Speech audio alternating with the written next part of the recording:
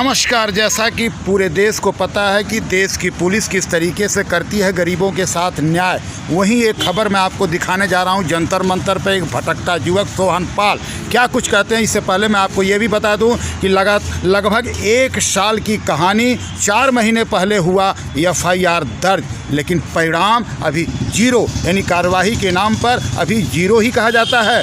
जो बंदा कहीं ना कहीं DCP और SHO साहब तक जाकर के गुहार लगा चुका है, दर दर भटकता हर गली गली ठोकर खाने वाले बंदे को इंसाफ आखिर कब मिलेगा? यही है दिल्ली पुलिस की ओरिजिनल कहानी, जो आपको दिखाएगा जनसंसद न्यूज़ आज जंतर मंतर से। मैं आपको सुनाऊंगा एक इसकी दिलचस्प कहानी। सोहन लाल जो एक मिस्त्री का काम करते हैं, उनके 3 बच्चे सही थे, उनकी बीवी घर से फरार है, उनके जो ससुराल वाले लोग हैं कहीं ना कहीं उसमें मिली भगत की भी संदेह सोहन पाल कर चुके हैं, लेकिन वहीं दिल्ली पुलिस शांत है। आखिर क्यों? क्या सब कुछ पहले से जानती है दिल्ली पुलिस या अनदेखी करती है गरीबों की सुनवाई को? इसको लेकर के जनसंसद न्यूज़ आपसे सीधे रूबरू कराने जा रहा है। सोहन पाल मिस्त्री से क्या कुछ कहते हैं सोहन पाल, आज तक लगभग 1 वर्षों से धक्का खाने के बाद। जी हाँ, सोहन पाल, भविष्य और जान दोनों ही खतरे में है, जिनका अब तक कुछ पता नहीं लग पाया है,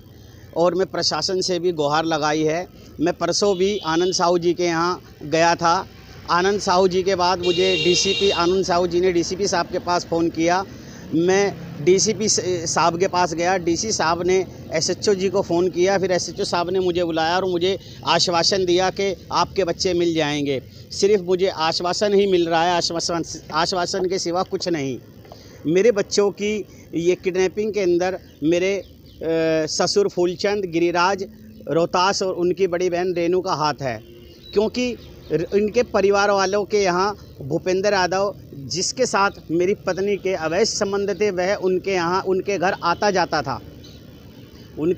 जाता था और कॉल पे भी वह बात किया करता था गिरिराज से, रेनू से, मेरी पत्नी अन्नू से, जिसके सारी शिकायत आपने थाने में किया था? हाँ जी, बिल्कुल, मैंने थाने में शिकायत की है, मैंने FIR कराई है। मेरे ससुराल वाले तो 1 महीना लगभग गए होंगे, उसके बाद वो निश्चिंत होकर बैठ गए, क्योंकि मैं बार बार फिर यही कहूँगा कि अगर जिसकी बेटी खो जाएगी वो आराम से अपने घर नहीं बैठेगा। उनका कुछ नहीं गया। आज मेरे तीनों बच्चों का भविष्य और जान दोनों ही खतरे में है। क्या वो जिम्मेदार होंगे? लाके हुआ FIR के हुए तकरीबन 4 महीने हो गए हैं, और ये मिसिंग हुई थी 20/11/2019 को।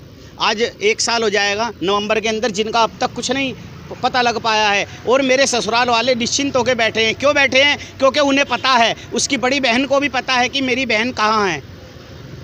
उसकी बड़ी बहन भी जानती है, परिवार वाले भी जानते हैं, तभी वो निश्चिंत होकर बैठे हैं। अभी आपकी एक खबर देखी जा रही थी जिसमें पूजा गनी नाम का कोई है जो... हाँ जी, पूजा गनी जी को भी मैं अच्छी तरीके से जानता हूँ, और पूजा गनी जी के बारे में ये कहना चाहूँगा कि पूजा गनी जी, अगर सच्चाई जानने का आपको हिम्मत है तो कृपया करके सामने आइए, सच्चाई को जानिए। बिगर सच्चाई जाने हुए किसी के बारे में कुछ मत लिखिए। हिम्मत है तो सच्चाई, वो आपका दोस्त है मेरा साला रोहतास, उसको साथ लेके आइए, कहिए उससे आप कि हाँ तेरे अंदर हिम्मत है, तेरे परिवार वालों में हिम्मत है, तो चल सोनू की बात का आमना सामना करते हैं, सोहन पाल की बात का आमना सामना करते हैं, पूछते हैं क्या सच है क्या झूठ है।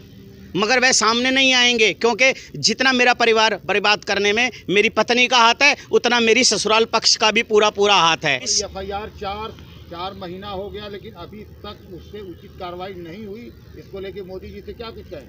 मैं मोदी जी से हाथ जोड़ के विनती करता हूं, पुलिस प्रशासन से विनती करता हूं कि मेरे बच्चे खोजने में मदद की जाए, मेरे बच्चों को खोज के निकाला जाए, कहाँ हैं, किस हाल में हैं। मैं यही विनती करता हूं कि बच्चे जो है कुशलतापूर्वक बरामद हो जाएं।